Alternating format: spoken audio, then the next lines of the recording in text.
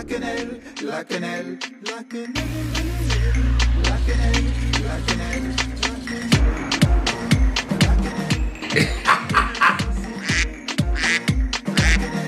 la quenelle, vas-y mets dans ça, c'est la quenelle sauce matin. Vas-y mets dans ça, c'est la quenelle sauce matin. Vas-y mets dans ça, c'est la quenelle sauce matin. Vas-y mets dans ça, c'est la quenelle sauce matin. Vas-y mets dans ça, c'est la quenelle sauce matin. Vas-y mets dans ça, c'est la quenelle sauce matin. Allez, arrête-moi ça.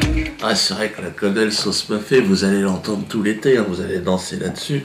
Alors vous allez danser à partir du 21 juin, c'est le bal des quenelles. Cette année, ça va être très très haut niveau, avec des invités prestigieux. Je vais pas tous les noter cette année, évidemment. Nicolas Anelka, selon ses disponibilités, est invité et sera là. Alors lui, évidemment, c'est la grande quenelle de l'année. Il y aura en première partie du rap, du zouk, chansons françaises. Bon, on a fait fort cette année, hein. Et même les pigeons sont contents. Enfin, ça devient un phénomène qui dépasse complètement le cadre d'ailleurs de la France, hein, et qui est aujourd'hui européen. C'est un problème européen, même mondial. Il y a le Washington Post qui est venu faire un truc hier soir sur la quenelle. Alors, le 26, ça sera par contre le nouveau spectacle, La Bête Immonde. Ah, c'est moi. Donc la Bête Immonde, j'ai été traité de Bête Immonde, vous le savez, par Philippe Tesson, Tété, ou Tata.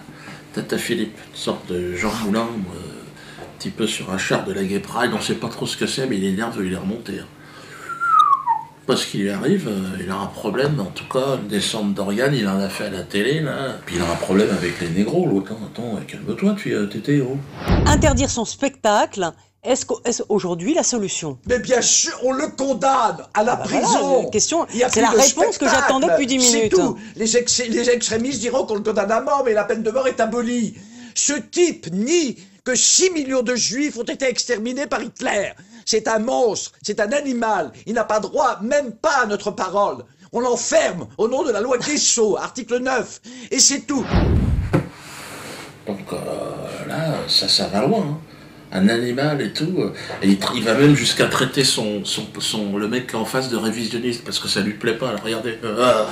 C'est ça le crime fondamental, le crime ontologique de Dieudonné, c'est celui-là. C'est de dire que les juifs sont des menteurs, sont des imposteurs, et qu'ils n'ont pas, que 6 millions d'entre eux ne sont pas morts sous les coups du nazisme. Est-ce qu'il a dit ça? Non, écoutez, est-ce qu'il a dit ça? S'il avait dit ça... Mais bien sûr, il a dit ça. C'est la seule chose. S'il avait dit ça... Allez donc à la Main d'Or. Non, vous êtes allé au théâtre de la Main d'Or? Je n'y vais pas. Contrairement à vous, je n'y vais pas. Évidemment. Mais enfin, vous plaisantez. Je sais de quoi je parle. Je connais les écrits de Dieudonné. Je connais la parole. Je l'ai vu faire la quenelle. Enfin quoi? Je serais juif et une partie de ma famille aurait été exterminée. Je ne tiendrai certainement pas votre langage. Mais on n'a pas besoin d'être juif pour souffrir, pour avoir la compassion. La preuve que si, puisque vous niez la réalité. Vous êtes vous-même révisionniste, ça vous est indifférent, le génocide. Pas du tout, mais vous êtes fou, mais vous êtes complètement malade. Qu'est-ce que vous racontez? Vous dites des sottises. Mais non, mais vous me dites que je suis révisionniste. Mais c'est invraisemblable. Mais ferme-la. Ah lui, on va se retrouver devant les tribunaux. Puis moi j'ai envie de lui dire à Philippe Tesson, tu sais, derrière moi, il y a tout un tas de gens, des Africains, des gens à la peau mate, qui sont vraiment choqués par ce que tu as dit. Hein. Parce que être traité comme un animal, être vu comme un animal, c'est quelque chose qui, dans le temps, a existé dans l'histoire. Hein. Et c'est pas tellement éloigné que ça, hein. 400 ans d'esclavage quand même. Hein. L'article du Code noir qui dit que l'homme noir est un objet, quoi. Les Africains, ils s'appellent Philippe Tesson. Regardez, écoutez bien ce qu'il a dit. C'est un monstre, c'est un animal. Et là, aucun problème. Là, le parquet poursuit pas. Bon, là, c'est avec moi qu'il va avoir affaire devant les juges. Je pense qu'on est de plus en plus nombreux à s'interroger sur ce qui se passe, parce que là, c'est quand même grave. D'ailleurs, en Afrique, il y a un député extraordinaire. Lui aussi, il s'interroge sur l'affaire Dieudonné, parce qu'il y a des journalistes qui viennent lui donner une leçon de morale. Ils viennent lui dire, Dion, négro, écoute ce qu'on te dit, les droits de l'homme. Elle a dit, oui, mais enfin bon, parce que la liberté d'expression en France, vous avez quand même l'affaire Dieudonné, regardez ça. Il y a liberté d'expression ou pas de liberté, il y a liberté politique ou pas de liberté. Il n'y a pas d'absolu, puisque je peux vous citer des cas en France où nous pouvons avoir aussi à redire. Dieudonné, tout ça, est-ce qu'il est libre complètement? Donc, Qu'est-ce que il vous y a appréciez toujours de des cette limites, il y a affaire? toujours des limites, il y a toujours une certaine relativité dans les choses. Ah non, heureusement, il y a Internet, les choses bougent. Mais moi, c'est vrai que je dérouille. Il y a le juif LB aussi. Vous savez qu'il était très remonté, lui. Il avait joué le père d'Ilan Halimi dans ce navet. Bon, c'était atroce, le film qu'il a fait. Ils l'ont retiré, ils ont été obligés au bout d'une semaine. Et lui, il disait, il faut lui défoncer sa gueule en parlant de moi, regardez-le.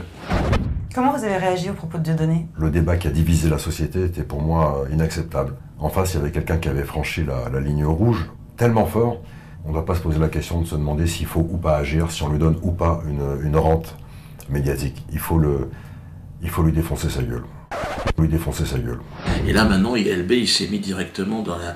C'est une sorte d'agence touristique d'Israël. Alors déjà, il était mauvais pour les films, mais alors, je vais dire, quand tu vois ce qu'il raconte, et regardez, t'as pas envie d'aller en Israël? Israël, c'est bien plus que ce que les médias nous en disent. Je viens ici depuis une vingtaine d'années et je continue à me faire surprendre par la richesse et la variété de ce pays en perpétuel mouvement. Ses habitants, sa manière de vivre, son histoire, tout est là pour vous séduire.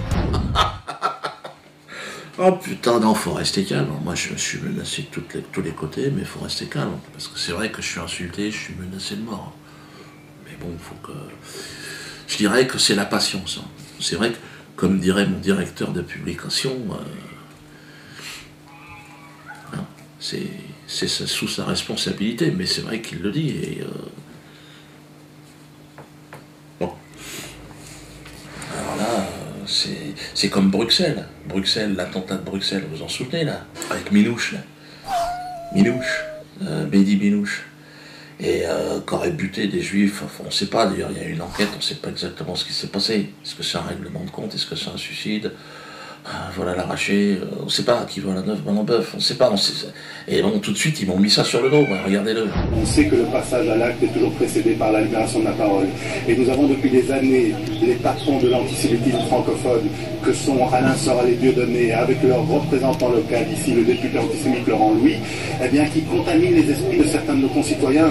Donc il ne sait même pas ce qui s'est passé, ça peut très bien être une action du Mossad, puisque c'était 2 agents du Mossad qui se sont fait buter, c'est peut-être des agents saoudiens, on ne sait pas ce qui se passe. On n'en sait rien et ça tombe encore sur ma gueule. Comme quoi j'aurais demandé à Mehdi Minouche d'aller mettre un coup de griffe là-bas.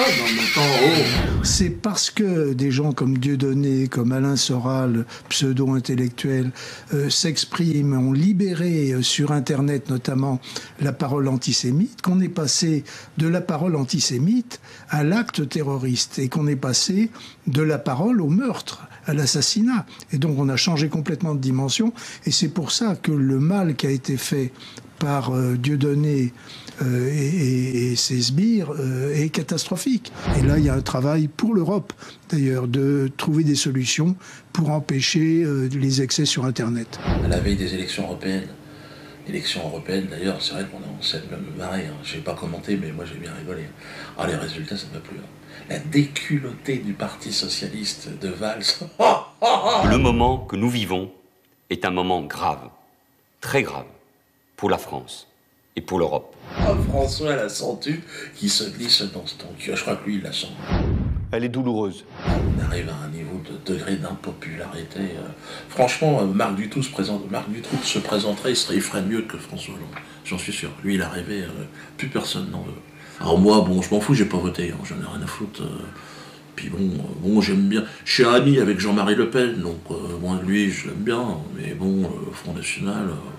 Il y en a un, là, le numéro 2, il est pas trop bien, lui. Là, il s'en est pris à Noah, parce que Noah, il avait dit que ça faisait marrer mes sketchs. Je suis assez loin de ce qu'il peut penser politiquement. Je suis assez déstabilisé par son entourage. Mais par contre, qu'est-ce qui me fait marrer? Qu'est-ce qui me fait rire? Est-ce que Dieudonné est antisémite ou pas? Est-ce qu'Alain Soral est antisémite à ce moment-là, ou pas? pourquoi vous ne dites pas que Noah, ce matin, a soutenu Dieudonné en disant qu'il le faisait beaucoup rire? Et il rigole de quoi, Yannick Noah? Yannick Noah, non, il n'a pas tout à fait dit ça, Yannick Noah. Il a dit qu'il le faisait beaucoup rire. Non, il a dit que Dieudonné avait été son ami, que Dieudonné l'avait fait beaucoup rire et que désormais il ne le suivait pas dans ses délires et qu'il ne comprenait pas où en était Dieudonné aujourd'hui. Que Dieudonné avait été un humoriste qui l'avait fait rire. Qu'est-ce qui me fait marrer? Qu'est-ce qui me fait rire? Moi, tu vois, Mais ça, c'est dingue, j'avais vu avec les Verts, à partir du moment où ils ont le pouvoir, parce que moi j'étais aux élections européennes à l'époque, j'avais soutenu les Verts, et en fait, dès qu'ils ont le pouvoir, ils deviennent odieux, les mecs. C'est les mêmes, en fait. Philippe Alliot ou un mec du PS ou de l'UMP, c'est exactement le même. Tu sens que ça va rien changer du tout. Puis sans prendre à Noah, bon, c'est vrai que Noah, il aime pas le Front National, bon, c'est son truc. Hein. Puis Yannick Noah, il est dans la merde, parce qu'il est en plein promo de son album, là. Et les journalistes, ils l'emmerdent. Ouais, vous seriez l'ami de Dieudonné, parce qu'il y a une photo qui traîne sur Internet, j'ai plus rien. Je sais pas moi qui l'ai mis, mais bon, on l'a retirée, nous, mais bon, elle passe pas tout. Bah, d'ailleurs, regardez-la. On peut la montrer, puisque de toute façon, tout le monde la montre, elle est dans tous les journaux maintenant. Il est obligé de se justifier, parce qu'il me connaît. Alors oui, Yannick est un ami, mais c'est plus que ça. Bon, vous savez qu'on est du même village, plus ou moins, Cameroun. Nos ancêtres, depuis la nuit des temps, se battaient comme ça, coude à coude, contre l'adversaire. Donc, ça sera jamais mon adversaire, Yannick Noah, c'est bon. C'est ma famille, quoi, en fait. Donc je suis désolé, Yannick, si tu as eu des problèmes pour vendre ton truc, bon, je n'achète rien. C'est ce que je peux faire. Donc, si vous voulez l'aider, achetez son truc. Ma colère n'est pas un fond, elle n'est pas nationale. Pour revenir à Minouche, c'est vrai que Minouche, parce qu'apparemment il a été recruté dans les prisons, c'est dans les prisons françaises apparemment, qui recrutent des délinquants, bon, les mecs ils font ce qu'ils peuvent quoi, pour bouffer, et puis après ils s'en vont en Syrie un peu partout pour se battre, ce serait ça, et là il y aura un reproche que ce serait à cause de l'islam, tout ça. Moi, je pense que c'est surtout l'administration pénitentiaire qui n'est plus au niveau. Vous savez que moi, j'avais une initiative. J'animais un atelier de chansons potaches à Poissy. Et ça a été retiré. Pourtant, on a eu des résultats exceptionnels. Chouananas. Excusez-moi, mais l'année dernière, tout le monde a chanté Chouananas. Bon, ça, c'est l'atelier chansons potaches de Poissy. Je veux dire, c'est Carlos qui a l'idée et l'initiative. Après, on a une mise en espace qu'on appelle une chorégraphie d'Alfredo Stranieri. On a Geff qui s'occupe aussi des paroles. Bon, on a une équipe aujourd'hui. François la Sentue qui se glisse dans ton cul la quenelle, atelier de chansons potaches de Poissy. Ah, mais attendez, les gars, oh. Et d'ailleurs, il y a une opération le 14 juillet prochain. Hein, sur les Champs-Élysées. Donc c'est le grand défilé de mes couilles là. Et donc là, ce jour-là, organisez-vous par petits groupes de 4, 5, 6, 7, glissez des quenelles sur le trajet de tous. On espère qu'un militaire, il y a un militaire qui s'est engagé à faire une quenelle. Bon, il m'a dit que ça sera peut-être discret, parce que le gars... Mais il y a toujours moyen dans un mouvement, toi, de faire semblant de remettre ton... Toi, donc n'hésitez pas. Et puis quand François va passer dans sa bagnole, dans son cabriolet, François la Sentue. De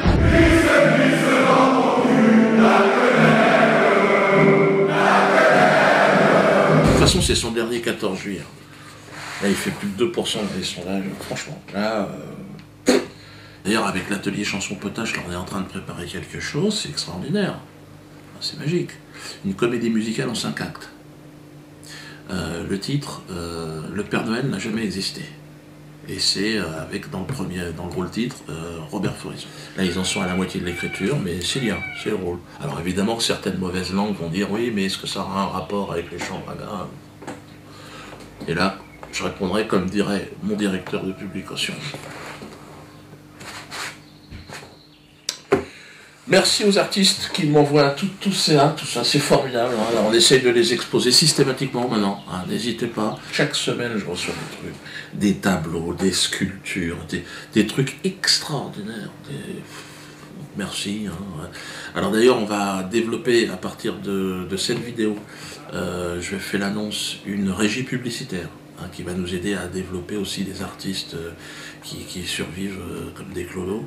Donc, vous êtes un petit artisan, vous avez une petite boîte, vous faites de la réparation de télé, vous rempaillez des chaussettes, des fauteuils, vous reprisez des chaussettes. On s'adresse aux petits. Hein. C'est 200 € la ligne, vous allez passer, regardez, c'est un exemple là. Voilà. Donc, il faut mettre le nom de la boîte, l'activité, la ville et le numéro de téléphone, c'est tout. Et ça coûte 200 € simplement le passage. Donc si vous voulez 2 passages, c'est 400 €. Et donc vous avez... on fait notre régie publicitaire, hein, ça va nous permettre d'aider des jeunes artistes et de faire tout un tas de choses. Parce qu'il faut être créatif, hein, je veux dire, en même temps... Alors, en plus de ça, je pense que ça va faire chier du monde. Parce que moi, à chaque fois qu'il y a une vidéo, vous avez regardé, il y a de la pub avant et il y a de la pub après. On s'est dit, on va en mettre dedans, toi, un petit rouleau, puis bon, ça va nous permettre de rester aussi gratoche aussi pour les gens qui nous regardent, parce que c'est ça un peu le jeu d'Internet, personne n'a envie de raquer. Tout le monde a des oursins dans les poches, ce qui est normal, avec la crise, c'est dur. Mais donc, n'hésitez pas. Donc, si vous voulez apparaître, vu plusieurs millions de fois, attention, donc là, on rigole pas, on n'est pas sur le service public, sur France 2, France 3, des émissions à 100 000. Enfin, même, et encore, personne ne les regarde. Mais bon. Et donc, nous, c'est vraiment... si vous voulez vraiment que votre entreprise fonctionne du feu de Dieu, mettez un peu de publicité. Et puis, alors ceux qui vont me dire, ouais, mais Diodo, la pub, ça fait vraiment...